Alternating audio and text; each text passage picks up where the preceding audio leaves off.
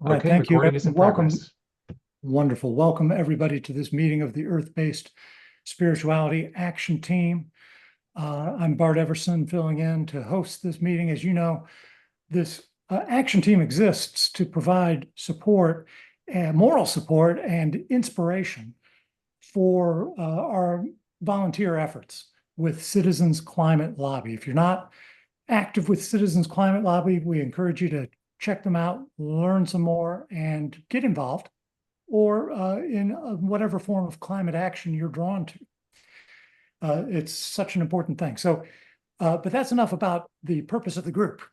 Tonight, we're here to hear from Gus diZerega. Did I pronounce that correctly? You did. Okay, close enough. Anyway, I'm just going to introduce him briefly and turn it over to him and let him speak to because we touched base last night, and I'm just fascinated by the topics that he's going to address. I'll tell you that he's a third-degree elder in Gardnerian Wicca with many years of experience with Afro-Brazilian healing shamanism. He's given workshops on that as well as energy healing in many places, and he's also taught and initiated Wiccans. He's also a retired political scientist with a PhD from Berkeley. His academic focus is democratic theory, environmental theory, and policy, and he actually continues to publish on those subjects. He's written several books, published in a wide variety of social science journals and extensively within the pagan press. His latest book is called God is Dead, Long Live the Gods, A Case for Polytheism. And many of his major articles, both pagan and academic, can be found on his webpage, diZerega.com. So without further ado, thank you, Gus, for being with us. Thank you, Bart. And thank you all for taking the time to hear me. I'm flattered, and hopefully you'll find it worth your time. This talk grew out of an article that I published in a Canadian deep ecology journal called The Trumpeter, and it came out this spring. And the title was The Great Forgetting. And it explored how it was that almost unique, maybe uniquely among major cultures or even relatively minor ones, the West alone finds it virtually impossible to even imagine that we live in a world suffused with consciousness in any sense. And this was a common trait of, I think I can safely say, every indigenous culture, from Mesopotamians and Greece and Rome and the Inca or Lakota, all the way up to Shinto in modern Japan, and the revival of traditional spirituality in China. And of course, it never left India. We're the odd man out. And the interesting question is why? How did that come to be? And so, I encourage you to take a look at the article, which you can read at your leisure rather than listening to me. Plus, it has footnotes, but I'll go over the main points I want to make. And then what the article does not do, I'll connect those points with how neo-pagans act in ways that hopefully will improve their connection with this dimension of reality. And with no further ado, let me start. And it's a project I've been working on for about 40 years, and it only in my old age did I finally, I think, figure out what happened, why, and how to talk about it in language that would be both good for pagans and other people with close to indigenous or indigenous perspectives, and also modern educated Westerners with a scientific background. And the people who really finally brought it together for me were two authors whom many of you may have already heard of and even read. One is David Abram, and the other is Robin Wall Kimmerer. And what they did for me was they helped to pinpoint the point of transition where we ships began to shift from other cultures. And the two factors were language and literacy. And of course, many animist cultures, all animist cultures have language, and a great many of them have literacy. But they didn't end up the way we did. And as I was reading, I'll start with Kimmerer. And in her book, Braiding Sweetgrass, she has a really crucial chapter called The Language of Animacy. And I cannot recommend it too highly.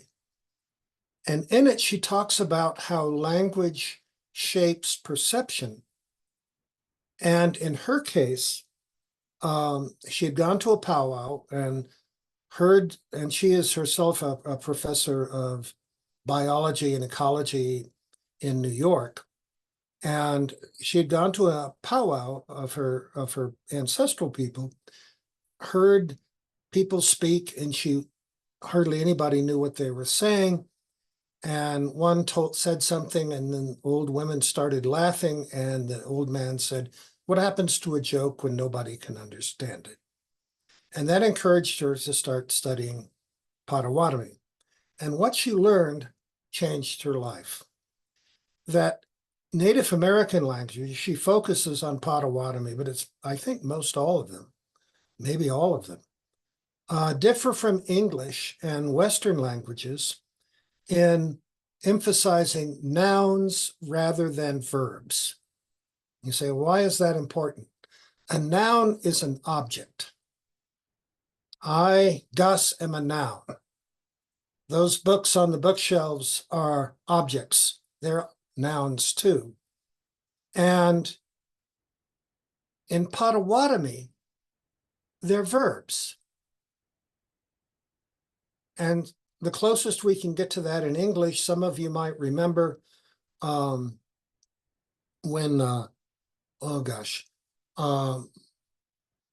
Bucky Fuller wrote a book, I Seem to Be a Verb.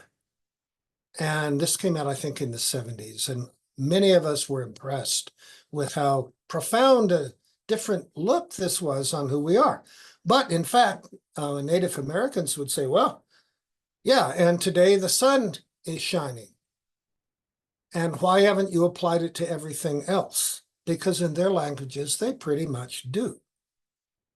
And so instead of being an object, it's a process. And the mountain that I look at after every morning when I pour offerings of coffee to the land, Taos Mountain is being a mountain. It's not a mountain. And the same is true with virtually everything else in many native languages. In addition, she said, look at pronouns. English, most things are its. People are he and hers or whatever the current modifications of those are. But everything else is an it, unless perhaps it's a pet. And then suddenly it acquires gender. And so we learn to see things as objects that are not active participants in shaping the world. And so it would be obviously absurd for us to enter into a relationship with them. How important is this? Well, people have discovered that our language shapes what we see. My favorite example that I talk about in the book was a German friend of mine and we were talking about jalapeno peppers. And I said, now that you're fluent in English, don't you agree with me that hot makes a whole lot more sense to describe these peppers than scharf, which is a German word for a pepper taste, but also for, say, the blade of the knife is sharp. And she said, no, in fact, that was one of the weirdest things for me in learning English, was how on earth you guys did that. And that got me really interested in how language shapes perception. And Kimmerer pointed out that once she became more and more fluent in Potawatomi, the way the world looked changed. It came alive. She noticed things she hadn't noticed before. What about literacy? David Abram in his The Spell of the Sensuous, and I can't recommend his two books too enthusiastically, but I'll focus on his first.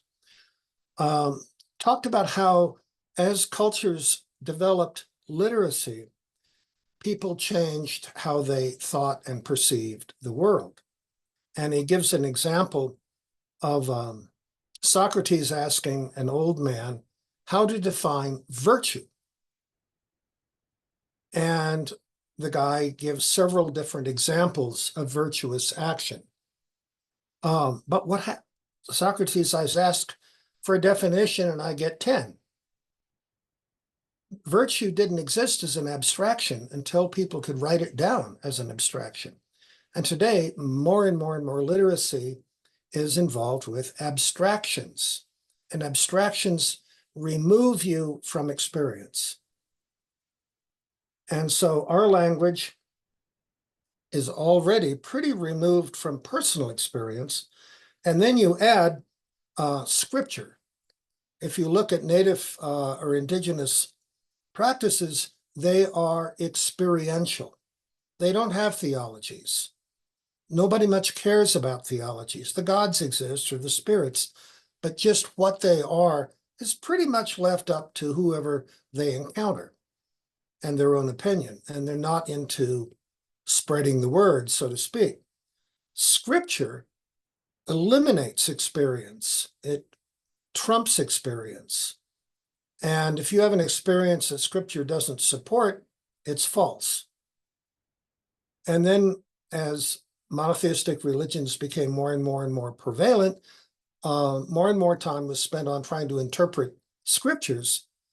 And because the key words are all abstractions, taking something out of a much bigger sample, for some reason that shouldn't be surprising, nobody could ever agree on what they said. Christians have had, 2,000 years to try to agree, haven't come to it. Muslims know better. Jews, they don't focus on theology as much, but there's certainly wide variations there too. And so our language and our literacy, both compared to other cultures, remove us from taking direct experience seriously. And that led to the third point I want to, looking at the time, third point I want to cover that's in the essay, and that's hypnotism. And in the essay, I give the URLs where you can see these examples for yourself on YouTube. And the first is Howie Mandel, who is the chief guy in charge of America's Got Talent. And this young man comes out, Howie asks him what he's going to do. He says, I'm a hypnotist, and I'd like to hypnotize you. And so Mandel gets up, and Mandel has germophobia. He will not shake hands with somebody because that might infect him with their germs.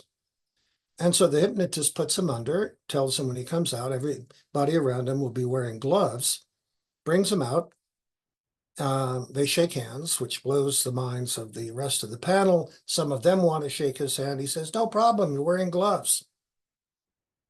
And he's a highly competent, intelligent individual who, within a matter of a couple of minutes, something very important to him he didn't see, that, or something very important to him he saw that wasn't there.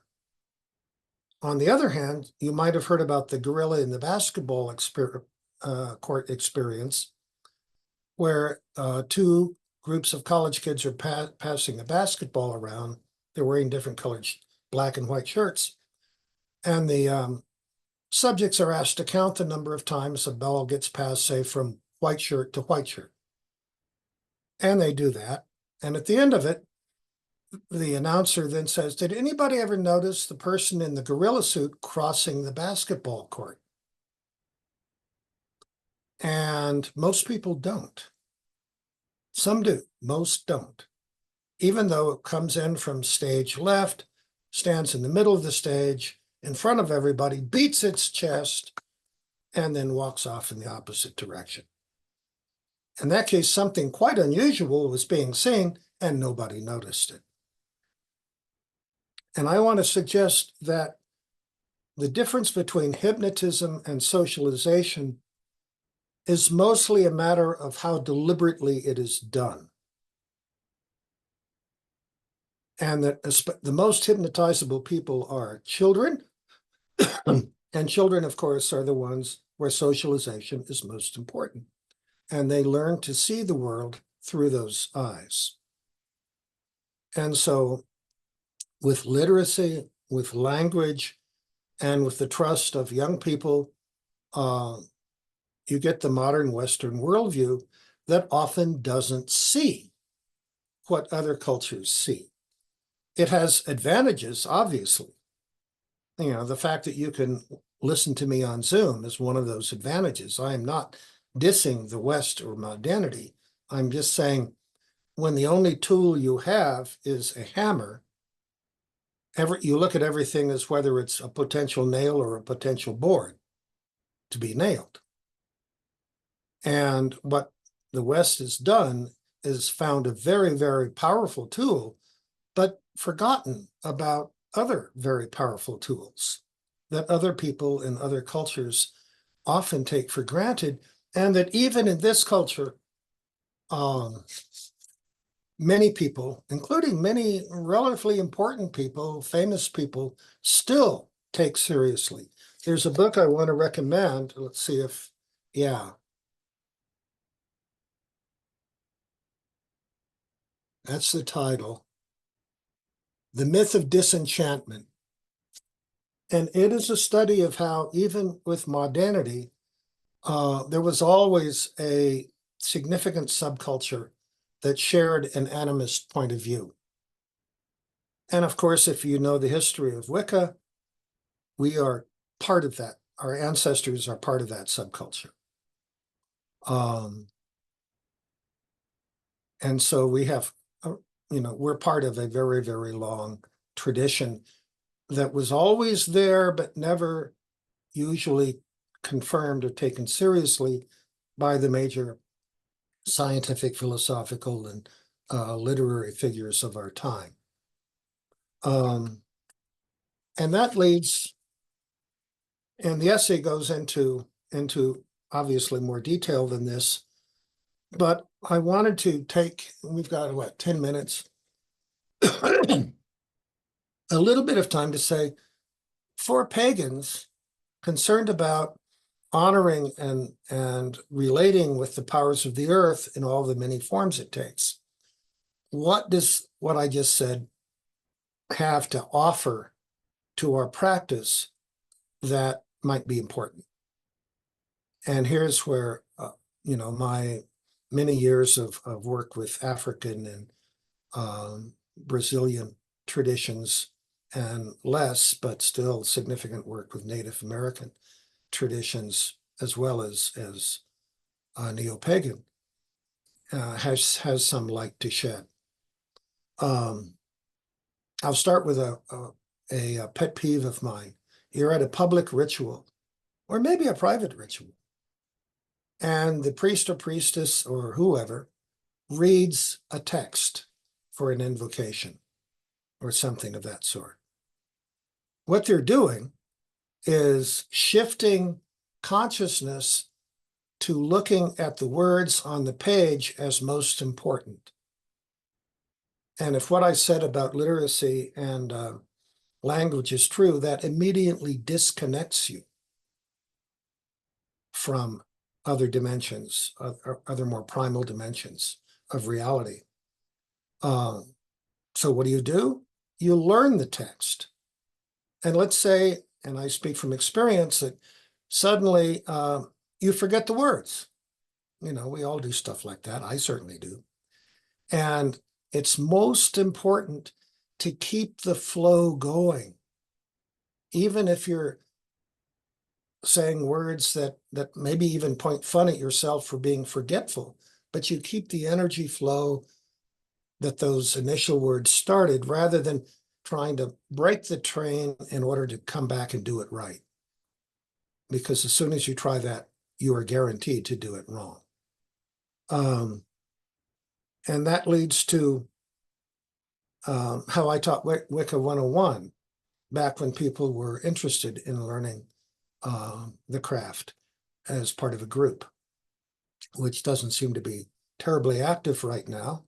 But what I taught could be done just between a single person and a student, which is how it was originally done with me.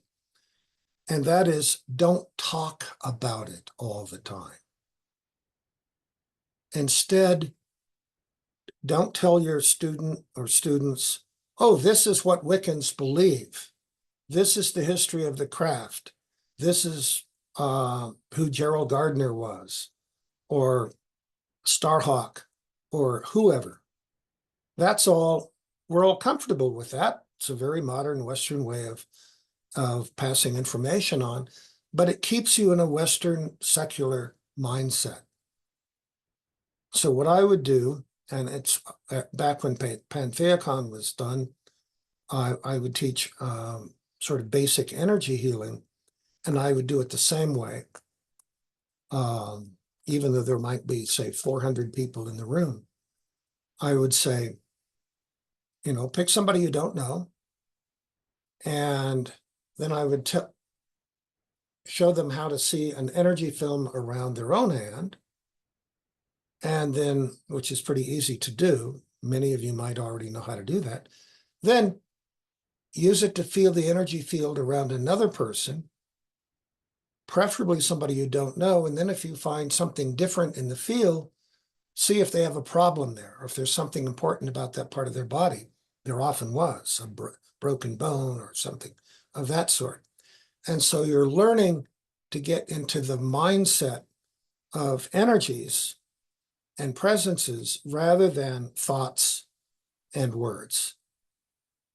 It doesn't mean you can't talk anymore, but you now have two tools depending on the situation. And, one of the reasons I think covens are so important, or the equivalent, groves, other small groups, is that you can then work with the energy of other people and feel it. If you're working all by yourself, it's harder. And so it seems to me that even neo-pagans, and we have no choice, most of us, we learn about it in books, or we see a YouTube, or maybe a TikTok or something. We want to learn that way, and we're listening to words, we're reading words, and that's the way you don't feel it. And, so we are ourselves trapped within the Western worldview to a certain degree, but not so much that we can't begin to find a way to get our way out of it and discover this rich living world in which we are blessed to live.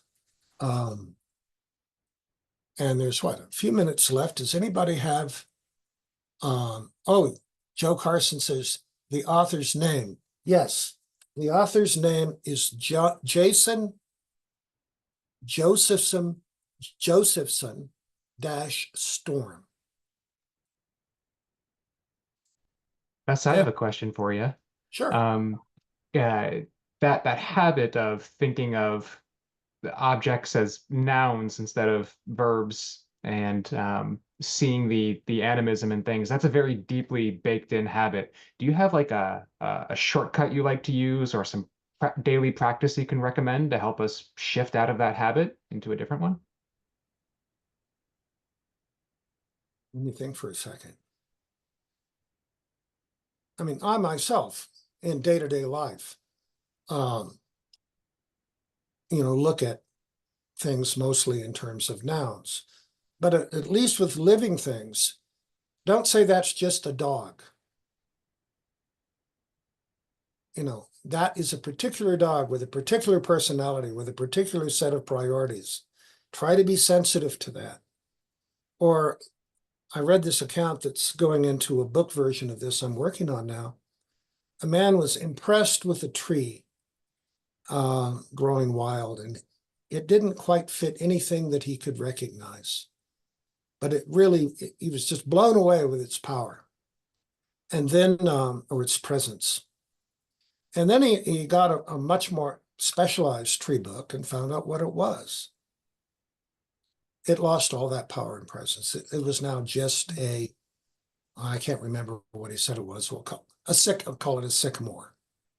Just one more sycamore out of millions, instead of that tree there. And so the more you can concretize.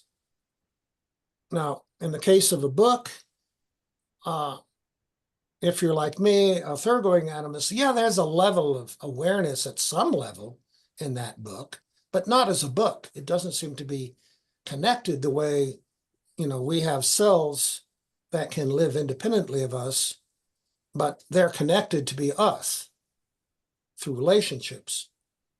And our language is the same way. It's a network of relationships, and we become who we are in part because of those relationships. So if the relationships are weak, it might be just more like a pile of sand than a rock or a crystal. But a crystal has relationships. It can hold energy. And so concretize, we will abstract. That's not going to be something we're going to find hard to do. We grew up abstracting, but at least with living things. Here in Taos, we have a problem with grasshoppers, and I'm almost out of time. And I didn't want to poison the little bastards. And so I did a meditation, and I tried to contact, the spirit of grasshoppers in my yard, or whatever it might have been. And I said, look, once I had the contact, once you have the contact, you can communicate. Once I had the contact, I said, I have flowers. I've worked really hard to plant them and make them grow.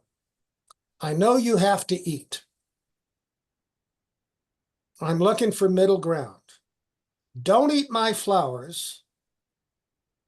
You can eat other stuff, but don't overdo it. And I won't use the poison. That's our deal. I walk out my backyard now. It's jumping with grasshoppers. It's alive with grasshoppers. They do like hollyhock leaves, but not all of them. They leave some alone completely. And everybody else I have no problem with. Now that came from years of cultivating, and that doesn't mean that if I brag about it, nature won't say, oh yeah, well, maybe we'll adjust your attitude. But do it with respect, do it with sincerity, and keep it up, because nothing in this world is used to having Westerners do things like that. Thank you so much, Gus. This has been a wonderful message that you've brought to us. I don't know about anybody else, but it's exactly what I needed to hear at this particular juncture of the year and my life. And so let's have a big round of applause, everybody, for our special guest. Thank you, Thank Gus. you, Gus. And remember this, the Earth-Based Spirituality Action Team meets on the second Monday of every month at this time. So we welcome you all to come back again. May I make one little quick comment?